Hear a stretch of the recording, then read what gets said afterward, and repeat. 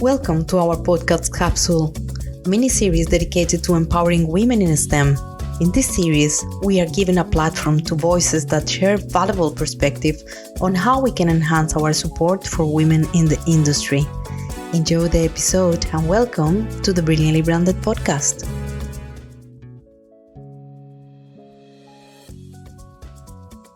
Welcome to this episode of Capsule, that is a mini-series dedicated to support women in STEM. These series are called Tech Beyond Coding, where we are really highlighting all those women that are changing the way that we are understanding technology by connecting it with part of history, storytelling, and humanity as well. In this special edition, I am going to feature Invisible Festival. That is a festival that have managed augmented art.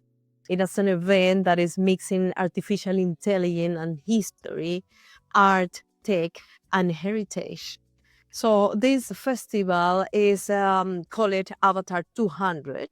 It's an initiative that brings back to life 200 historical figures who helped shape Belgium, basically. So we are in Europe, so this is part of the Belgium history, but this is important to is in tech. So I invite today the creator of this. I am joined by Géraldine Bueken, director of XR for Heritage, is the company, but the festival she created and the initiative. So welcome, Géraldine. And the first thing is I would like you to introduce yourself and let us know a little bit about the Invisible Festival and the Avatar 200 project, please. Yes, thanks for the invitation. So I'm pleased to explain this project. It was a big challenge to launch Invisible Festivals because the idea is to give a voice to people untold or unknown with technologies. So this year was our second edition of the event. The concept is to connect three worlds that don't have opportunity to dialogue. So the three worlds is people of history, heritage, content creator from one side, and from the second side, people from solution provider, from XR, artificial intelligence, people who are able to make alive stories. And the third group is common good structure. I think about public space, also cultural center, but also media stakeholders. All these professionals were able to massively share XR experience. So we connect during 3 days these three worlds with the idea that we have to push the emergence of new narratives. So this is the idea, to give voices with several angles about histories, and we use all formats to make it. Okay, cool. And what are, in that sense, the key goals to achieve? What are you hoping to achieve through this project? We have perhaps three main goals. The first one is for the final audience, to help them to feel proud to be what they are. So this is something like citizen goal. The idea to say, okay, dialogue with the past could help to question the challenge today, and also to engage new generation to build a better future. So this is our first goal. The second one is also to promote new career in STEAM. So to say, okay, you can go in this way. There's new opportunities, new skills to develop. So there is something concrete with the new generation, to connect them with some mentor, to say, okay, The woman could go to the artificial intelligence careers. It's open for you. So this is our second goals. And the third one, it's also to have something to support the industry on content creator based on digital human lab, because it's a new industry and we have to bridge some technological solution to make this accessible for the public actors.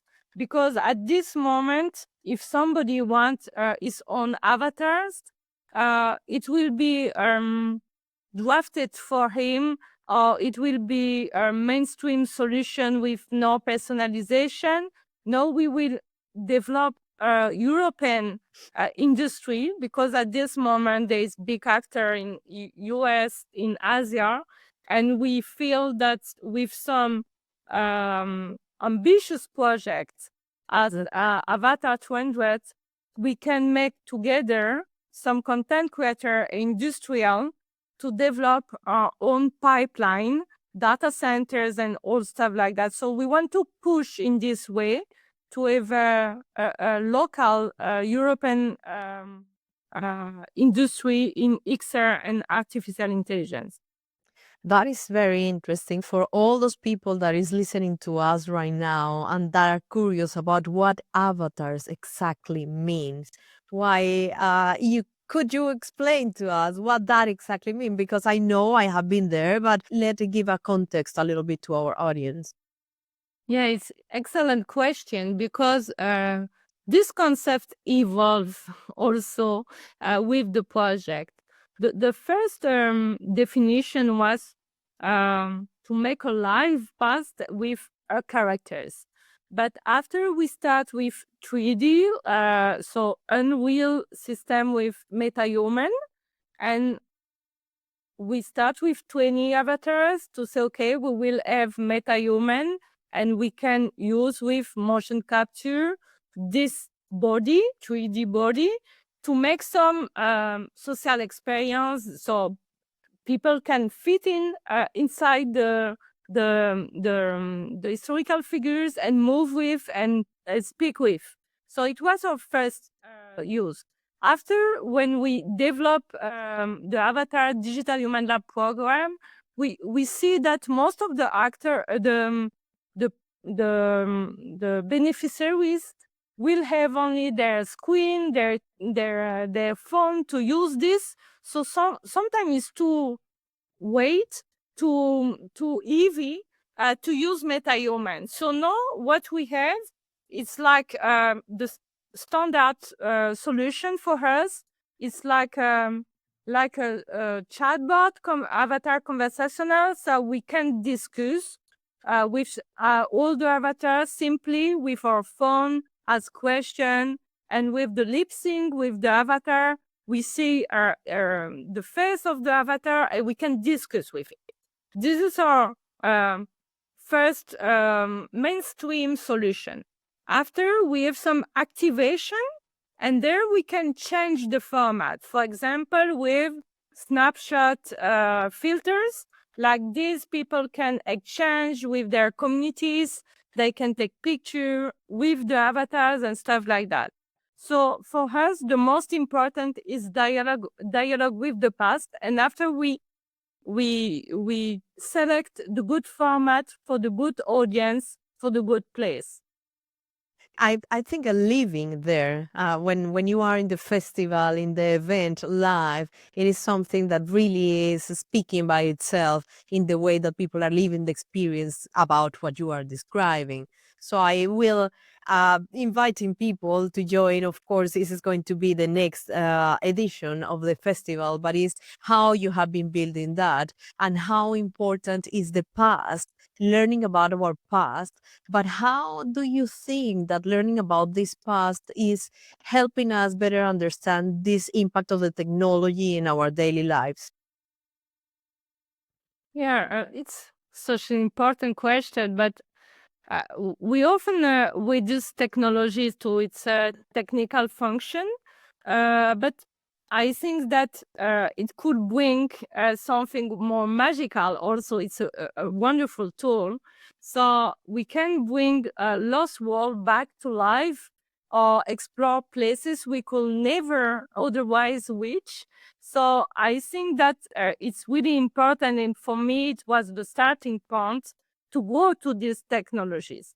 Yeah. So I think the social force of this for the technologies is the opportunity now to engage um, new generation about around their own histories, to give place to new voices, and the interactivity opportunities of technologies let the place to more horizontal construction, co-creation.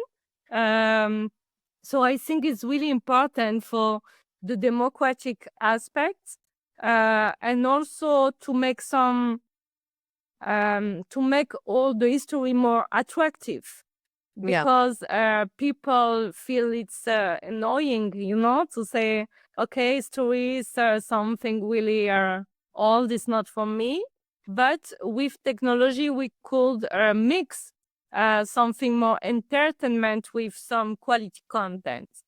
Yeah, that is incredible because it's bringing back the history and how you can see this life across artificial intelligence. I have been seeing how that works across the festival, and it's really impressive. It's impacting the way how you have been arriving to that point. So I think I have been learning a lot already from the all the explanation that you gave us, and the part of learning I think is already one of our purposes as well, inspiration. So as my second question actually, and start to wrap up this is, if you could share with us a powerful lesson from history that people working in tech, women especially, or all genders that are working in tech, can in certain way apply in their lives nowadays. Perhaps my special message is more for people who are not yet in technologies, because I think that a lot of people are scared, besides, and to Mm. say they observe, or they frustrated because they see everything go so quick, and they feel like not concerned. And I think that the main message is to say, it's one of the digital intelligence is one of the main revolution after printing, after all the agriculture change. We had in the humanity change a lot of revolution before, and we know how it's important to have the framework to develop these technologies. So we need some intellectuals, some citizens, some artists who go to have some concrete use case, because technologies are so focused on the challenge with the data, the code, all the technical The tech. aspects. Sometimes they forget the use case.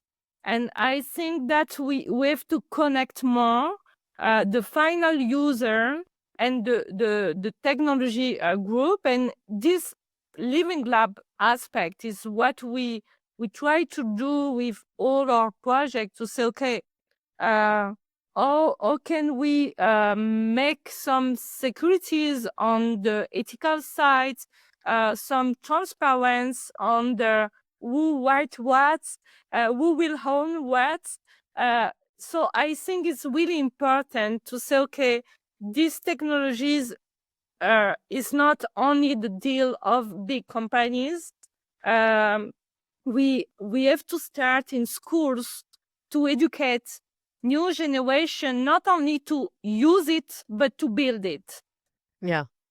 So for me, this is the message: start to be not only passive user, but just test it, to ameliorate it, and also to create the good balance between the human intelligence and digital intelligence. This is a very strong message, Geraldine. I have to say thank you because I think that a part of spreading this voice across the podcast is going to be something impactful, very important for us to take actions. We are going to invite in this episode as well some of the avatars that was part of the festival, how they have been doing the process and how they have been arriving to these results. We have some special guests that we can already discuss with them. So I think, for example, Marie Poplin, she was the first woman with a diploma as lawyer, and she wasn't able to work in Belgium because it was forbidden for women At this time. at this Oh, time.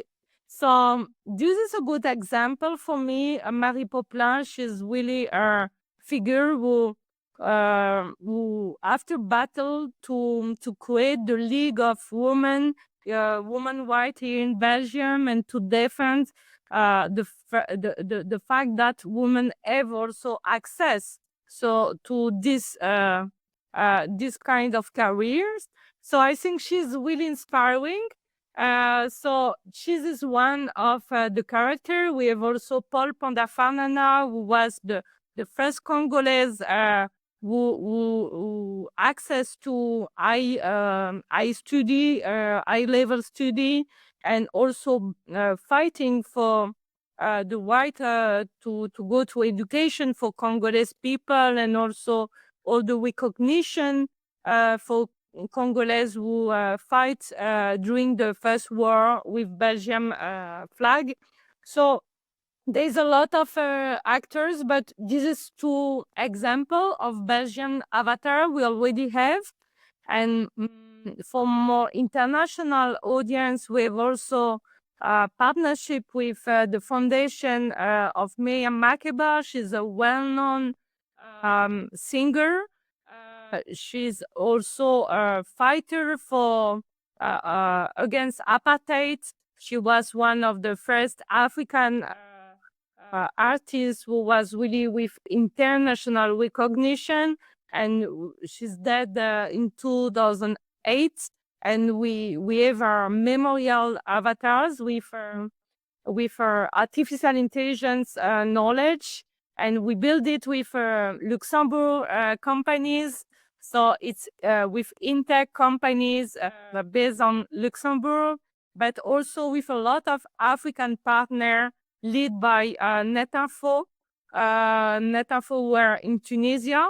So it's important to give this example because we start in Belgium, we're in the centrum of Europe, but we have really a lot of relationship and partnership on international scale to help all our partners to give a voice to their own version of histories. Well, I am so honored as well to be part of this process and be collaborating as well with you in order to give this voice as well across the podcast. So now we are going to doing the interviews to some of those avatars for people to understand even a little bit more about what this is about and make a formal invitation. And I will love you to do this invitation for people to really come and be part of this movement and this initiative because I think it's very important. And saying that, please give your last words. And thanks a lot for the invitation. It was an honor for us also, and to build the future with women in tech is really a great partnership. So I'm really positive and happy to be there today. Thanks. Thank you, Geraldine. Thank you for being here. Okay. So now we are going to continue with the interviews with some of the avatars that was part of the festival. So let's continue with this.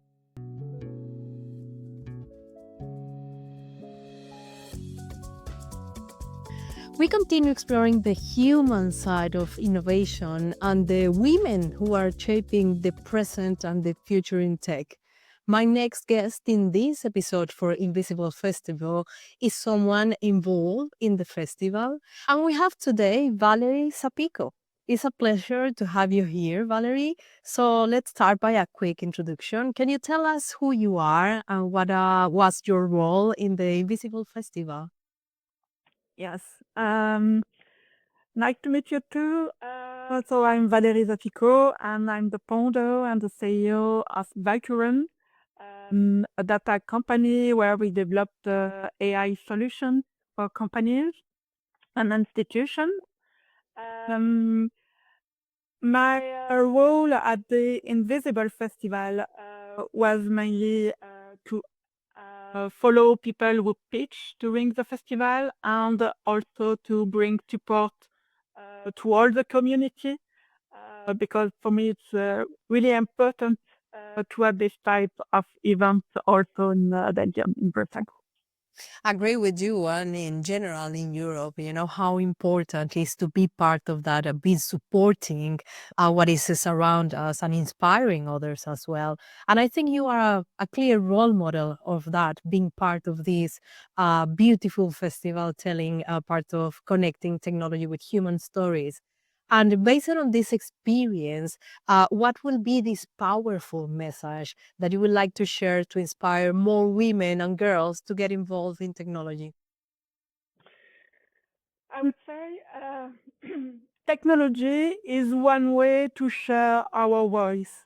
So that's really important because the future is really technology now.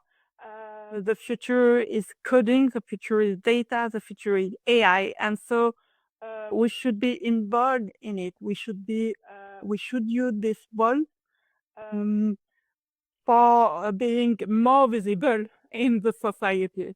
I would, I believe really that um, the creativity, the soft skills of women can bring really powerful things in technology.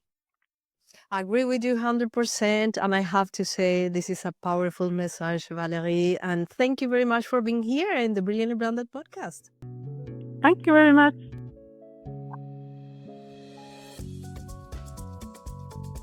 So we continue bringing powerful women with a voice. We continue exploring this human side of innovation and the women who are shaping this present and the future in tech. My next guest is someone actively involved in the Invisible Festival. We have with us Samia Chelbi. It is a pleasure to have you here, Samia. And let's start with a quick introduction about yourself. Can you tell us who you are and what is your role in the Invisible Festival, please? Thank you. Thank you for the invitation. My pleasure to be here and to talk as a woman in tech, coming from Africa to going to Europe and North country. Yes, I am Samia Chelbi. I am university teacher, researcher. I dedicated my research to work on sector that merge technology and creativity. And I founded the first school of 3D in French-speaking Africa, which is NetInfo, since 1999. And I am a soft engineering teacher. I come from the tech. I added this layer of creativity, and since this date, I am in this adventure where the merge between creativity and tech forge my personality as expert, actually. It's a beautiful combination, I can see and I can feel it. Your passion as well, that is incredible. And I wanted to ask you, based on your experience, what one powerful message you would like to share to inspire other women and girls to get involved in technology? You should believe in your potential. This is first. The second, you should have a vision. And both you can transform this in conviction, and with this manner you have this energy to continue your journey and to see just opportunity in sectors, because I am university teacher, but my passion to this sector and my conviction plunged me in entrepreneurial and entrepreneurship journey. And the entrepreneurship being as entrepreneur, so you should have this combination in your power skills that merge between the passion, the vision, the conviction, and you should have this. You think agile, and will be you will see just opportunity, not focused on problem, but you will focus on opportunity. It's a very wise message, and I have to say thank you very much for being here and for being part of this journey. Thank you very much, Samia, for being here. Thank you. Bye-bye. We have another guest that will show us the human side of innovation and how they are shaping the present and future in tech. She's involved in the Invisible Festival. She was part of that. And we have a pleasure to have Aurélie Romper. And it's a pleasure to have you here. Welcome. And let's start by a quick introduction. Can you tell us who you are and what was your role in the Invisible Festival, please? Of course, Maria. So my name is Aurélie Romper, and I'm the co-founder and co-director of Creative District. Creative District is based in Brussels, and we promote the empowerment of creative and cultural sectors and industries. So we were invited at the Invisible Festival to alongside with Rachid Sedouk, that is an AI prompt engineer, to explain the theme AI for the service of training and communication. And we also held a workshop with him on AI facilitating creative industries. That is very interesting and adding a lot of value to all the, not just the industry, but all the environment and the ecosystem. And based on that and in your experience, what is one powerful message you would like to share to inspire more women and girls to get involved into tech? Yes, for me, I personally don't see myself as a tech girl at all. But for me, tech is not only about coding, but it's about shaping the future, because it's now real powerful tools that we have to use as a society, as organizations, and as humans. And of course, these tools are shaping and reflecting our human diversity. So this is why, for me, girls have to be a part of the tech world and the tech development. And of course, I think we don't have only to use those tools, but we have to develop them to reflect all of our diversity. Yeah, this is a very wise message, and actually be more inclusive in all terms, because it's our daily life, getting in touch with technology. Anyways, Aurélie, thank you very much for being here. Thank you, Maria. It was a pleasure. Thank you very much. I'm grateful by having you as a listener on this episode. I am in the mission of empowering thousands of women around the globe, and I need your support for that.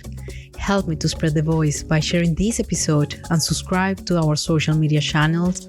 And remember, if you want to listen to exceptional stories and have someone that inspires you, please get in touch with me, because I will love to have them as a guest to learn from their experience and share their story with you next time. So until the next episode, ciao, ciao.